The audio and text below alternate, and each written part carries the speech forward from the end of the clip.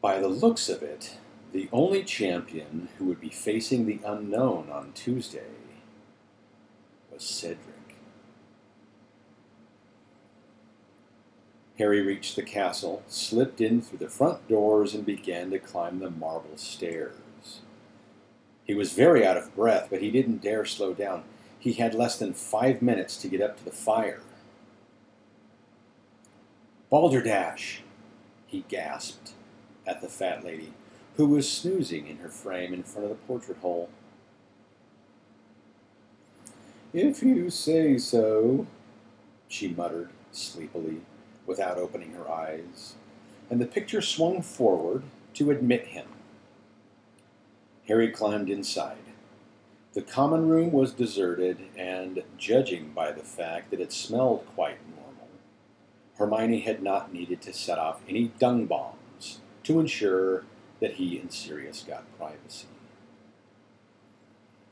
Harry pulled off the invisibility cloak and threw himself into an armchair in front of the fire. The room was in semi-darkness. The flames were the only source of light. Nearby, on a table, the Support Cedric Diggory badges the Creevies had been trying to improve were glinting in the firelight. They now read, "Potter really stinks." Harry looked back into the flames and jumped. Sirius's head was sitting in the fire. If Harry hadn't seen Mr. Diggory do exactly this back in the Weasley's kitchen, it would have scared him out of his wits. Instead, his face, breaking into the first smile he had worn for days, he scrambled out of his chair, crouched down by the hearth, and said, "Sirius, how are you doing?" Sirius looked different from Harry's memory of him. When they had said goodbye, Sirius's face had been gaunt and sunken, surrounded by a quantity of long, black, matted hair.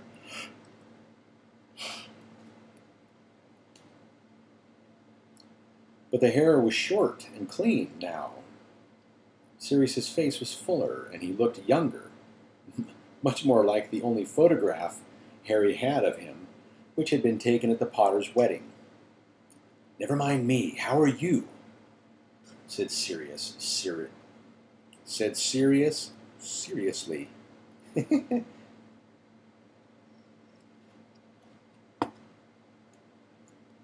"I'm..." For a second, Harry tried to say fine, but he couldn't do it. Before he could stop himself, he was talking more than he'd talked in days, about how no one believed he didn't enter the tournament of his own free will, how Rita Skeeter had lied about him in the Daily Prophet, how he couldn't walk down a corridor without being sneered at, and about Ron not believing him, Ron's jealousy. "And now Hagrid's just shown me what's coming in the first task, and it's dangerous, Sirius, and I'm a goner," he finished desperately. Sirius looked at him, eyes full of concern, eyes that had not yet lost the look that Azkaban had given them. That deadened, haunted look. He had let Harry talk himself into silence, without interruption. And now he said, "Dragons we can deal with, Harry. But we'll get to that in a minute. I haven't got long here. I've broken into a wizarding house to use the fire, but they could be back home any minute. There are things I need to warn you about." "What?" said Harry, feeling his spirits slip a further few notches. Surely there could be nothing worse than dragons coming. "Karkaroff," said Sirius. "Harry, he was a Death Eater. You know what Death Eaters are, don't you?" "Yes. He..." "What?" "He was caught. He was in Azkaban with me. But he got released.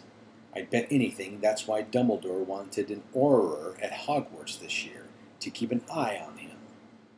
Moody caught Karkaroff, put him into Azkaban in the first place." "Karkaroff got released?" Harry said slowly. His brain seemed to be struggling to absorb yet another piece of shocking information. Why did they release him? He did a deal with the Ministry of Magic, said Sirius bitterly. He said he'd seen the error of his ways, and then he named names. He put a load of other people into Azkaban in his place. He's not very popular in there, I can tell you. And since he got out, from what I can tell, he's been teaching the dark arts to every student who passes through that school of his. So watch out for the Durmstrang champion as well. Okay, said Harry slowly, but are you saying Karkaroff put my name in the goblet? Because if he did, he's a really good actor. He seemed furious about it. He wanted to stop me from competing. We know he's a good actor, said Sirius, because he convinced the Ministry of Magic to set him free, didn't he? Now, I've been keeping an eye on the Daily Prophet, Harry. Yeah, you and the rest of the world, said Harry bitterly. And reading between the lines of that Skeeter woman's article last month, Moody was attacked the night before he started at Hogwarts. Yes, I know he says it was another false alarm. I know she says it was another false alarm, Sirius said hastily, seeing Harry about to speak. But I don't think so, somehow. I think someone tried to stop him from getting to Hogwarts. I think someone knew their job would be more difficult with him around. And no one's going to look into it too closely. Mad Eyes heard intruders a bit too often, but that doesn't mean he can't still spot the real thing. Moody was the best Auror the Ministry ever had. So, what are you saying? Said Harry slowly.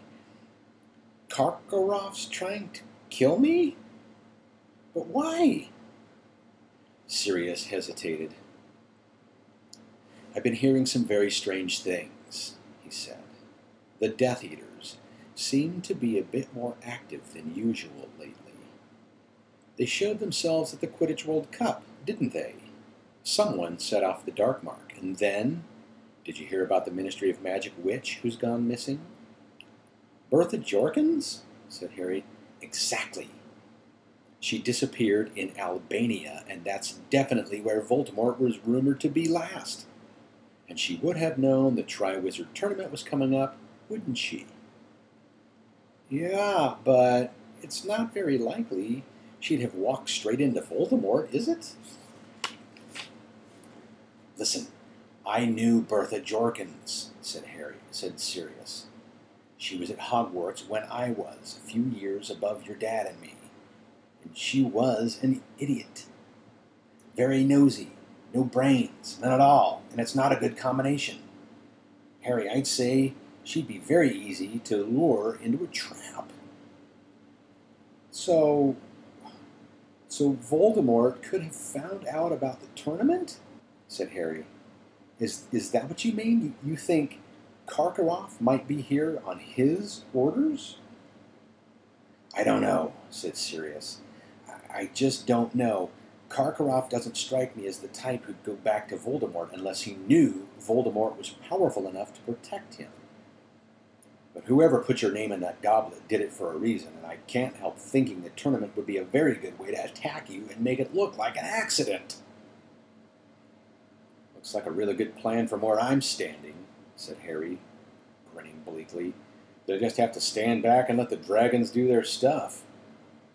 Right, these dragons, said Sirius, speaking very quickly now.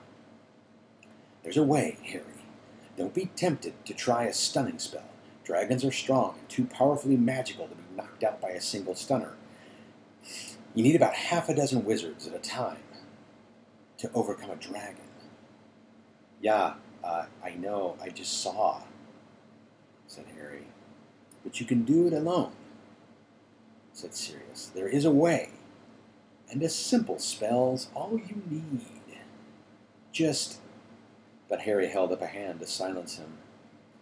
His heart suddenly pounding as though it would burst, he could hear footsteps coming down the spiral staircase behind him. Go, he hissed at Sirius. Go, there's someone coming. Harry scrambled to his feet.